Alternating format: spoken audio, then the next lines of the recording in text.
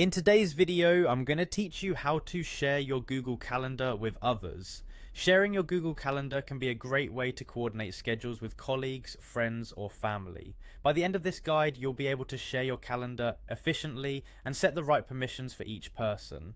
Let's dive right in. First, you'll want to head over to your Google Calendar, open your preferred web browser and type in calendar.google.com. Once you're there, get ready to manage your calendar settings. Look to the top right corner of the page. There you'll see a small gear icon. Click on it and a drop down menu will appear. From this menu, you'll want to select Settings to access the options you need to share your calendar. Now that you're in the Settings menu, glance over to the bottom left. You'll see a list of your calendars there. Click on the specific calendar you want to share.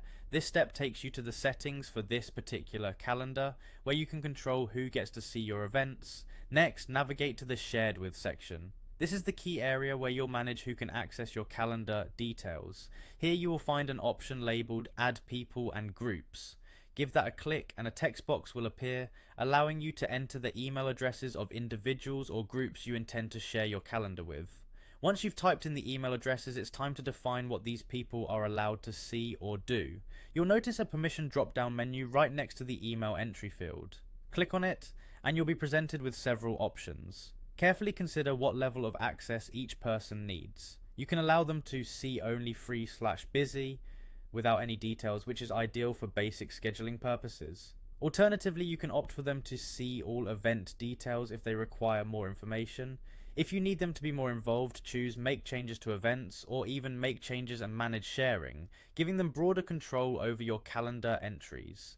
Remember, granting more permissions means you're allowing them greater influence over your calendar, so choose wisely based on your relationship with the recipient and the context of the calendar.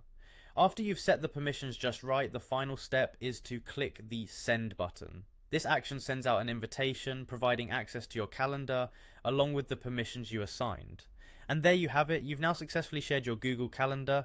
That's all for today. By following these steps, you'll have effectively coordinated your schedule with others, enhancing teamwork and ensuring that everyone stays on the same page. Thanks for watching, and don't forget to like and subscribe for more handy tech tutorials.